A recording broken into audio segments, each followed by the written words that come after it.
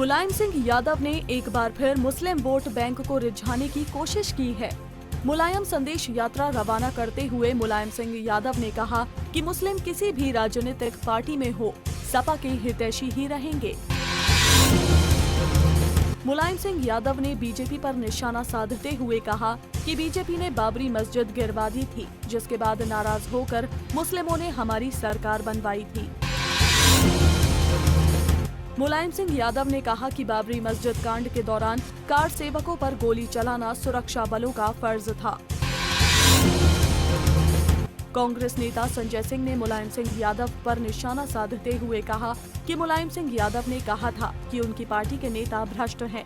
क्यों ये बात वो जनता के बीच जाकर भी नहीं कहते। सपा सांसद बेनी प्रसाद वर्मा ने कहा कि गांधी जी की हत्या की साजिश आरएसएस ने ही रची थी।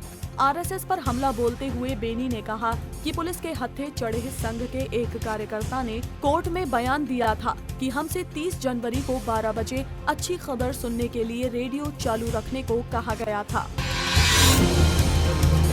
बेनी प्रसाद वर्मा ने कहा कि मुख्यमंत्री अखिलेश यादव का चेहरा और काम ही अच्छा है, हालांकि सरकार के कुछ लोग बदनामी करा रहे हैं।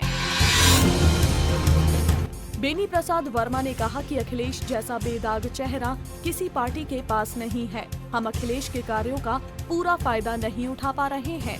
कभी किसी मंत्री पर भ्रष्टाचार का आरोप लगता है तो कभी किसी अधिकारी पर। बेनी प्रसाद वर्मा ने सपा नेताओं को चेतावनी देते हुए कहा है कि चुनाव में बहुत कम समय बचा है। अगर अब भी नहीं सुधरे तो जनता सुधार देगी।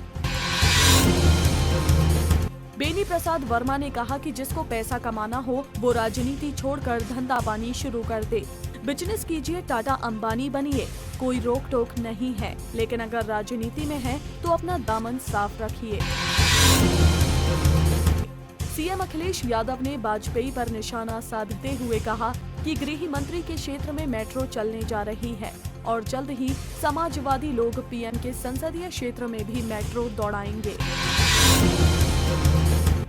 उत्तर प्रदेश के पहले मुख्यमंत्री भारत रत्न पंडित गोविंद बल्लभ पंत की 129वीं जयंती पर सीएम अखिलेश यादव ने कहा कि जिन बुनियादी चीजों की पंडित गोविंद बल्लभ पंत ने शुरुआत की थी, आज उनको आगे बढ़ाने का दिन है।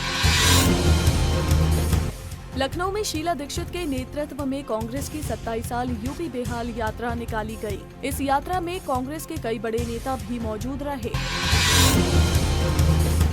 6 सितंबर को प्रदेश के देवरिया से शुरू हुआ राहुल का रोड शो जौनपुर पहुंच गया है, जहां कांग्रेस कार्यकर्ताओं ने राहुल गांधी का जोरदार स्वागत किया तो राहुल गांधी ने भी हाथ हिलाकर लोगों का अभिवादन किया।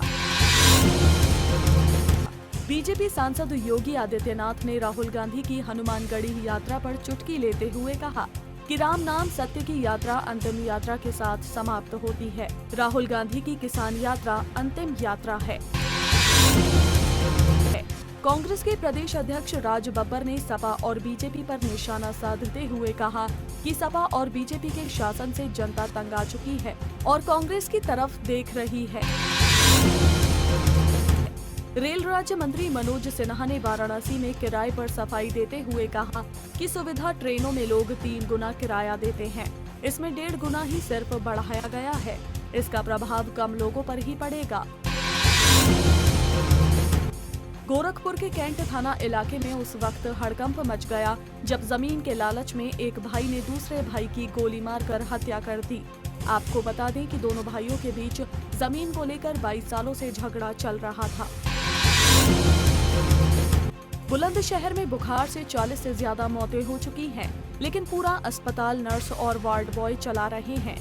यही नहीं, अस्पताल प्रशासन ने भी चेतावनी चिपका रखी है कि अस्पताल में फिजिशियन उपलब्ध नहीं है।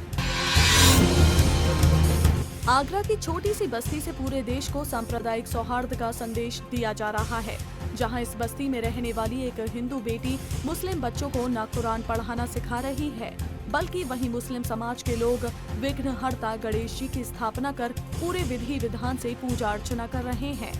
Bureau report, Punjab Kesari TV.